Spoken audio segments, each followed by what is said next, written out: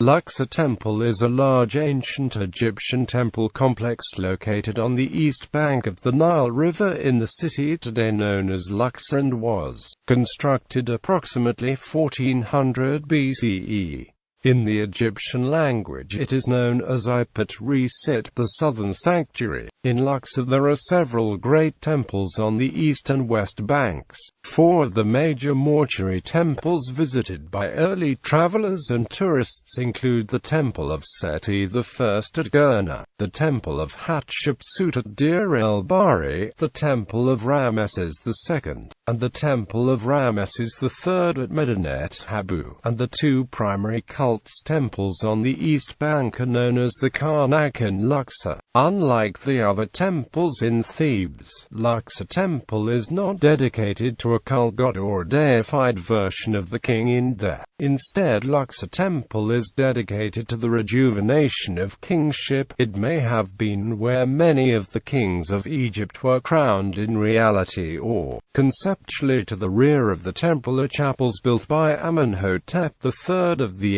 18th dynasty, and Alexander. Other parts of the temple were built by Tutankhamun and Ramesses II. During the Roman era, the temple and its surroundings were a legionary fortress and the home of the Roman government in the area. Construction. Luxor Temple was built with sandstone from the Gebel el-Silsila area, which is located in southwestern Egypt. This sandstone from the Gebel el-Silsila region is referred to as Nubian sandstone. This sandstone was used for the construction for monuments in Upper Egypt as well as in the course of past and current restoration works. Like other Egyptian structures, a common technique used was symbolism, or illusionism. For example, to the Egyptian, a sanctuary shaped like an Anubis jackal was really Anubis. At the Luxor Temple, the two obelisks flanking the entrance were not the same height, but they created the illusion that they were. With the layout of the temple, they appear to be of equal height, but using illusionism, it enhances the relative distances, hence making them look the same size to the wall behind it. Symbolically, it is a visual and spatial effect to emphasize the heights and distance from the wall, enhancing the already existing pathway. Excavation.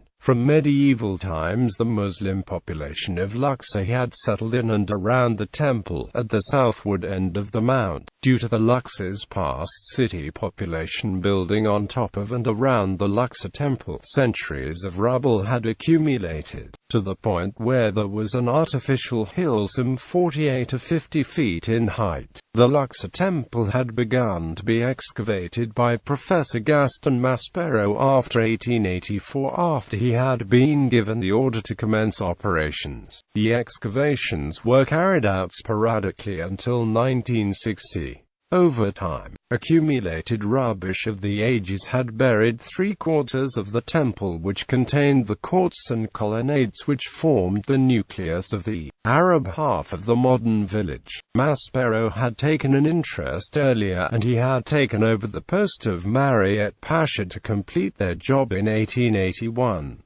Not only was there rubbish, but there were also barracks, stores, houses, huts, pigeon towers, which needed to be removed in order to excavate the site. Maspero received from the Egyptian Minister of Public Works the authorization needed to obtain funds in order to negotiate compensation for the pieces of land covered by the houses and dependencies. Festivals. It has been determined that the Luxor Temple holds great significance to the Opet festival. The Luxor Temple was dedicated to the Theban triad of the cult of the royal Ka, Amun, Mut, and Khonsu, and was built during the New Kingdom. The focus of the annual Opet festival, in which a cult statue of Amun was paraded down the Nile from nearby Karnak Temple to stay there for a while, with his consort Mut, in a celebration of fertility, hence its name. However, other studies at the temple by the Epigraphic Survey team present a completely new interpretation of Luxor and its great annual festival. They have concluded that Luxor is the temple dedicated to the divine Egyptian ruler, or more precisely, to the cult of the royal Ka. Examples of the cult of the royal Ka can be seen with the colossal seated figures of the deified Ramesses II before the pylon and at the entrance to the colonnade are clearly Ka statues, cult statues of the king as embodiment of the royal Ka.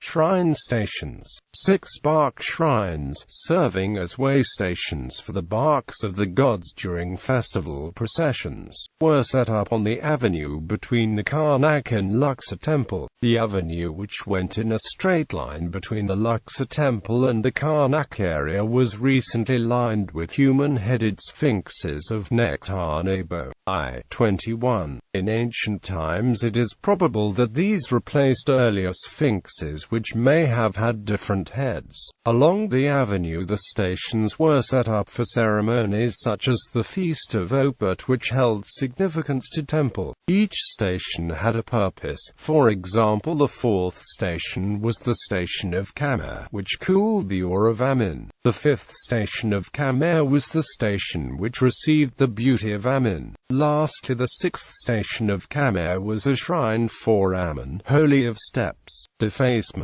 On May 24, 2013, verified Weibo user Mr. Shed posted a picture of an engraving that read "Ding Jinhao was here" in Chinese on a sculpture. This discovery spurred debate about increased tourism after the media confirmed a Chinese student caused this and other defacements. On May 26, 2013, the engraving was partially cleared. Gallery.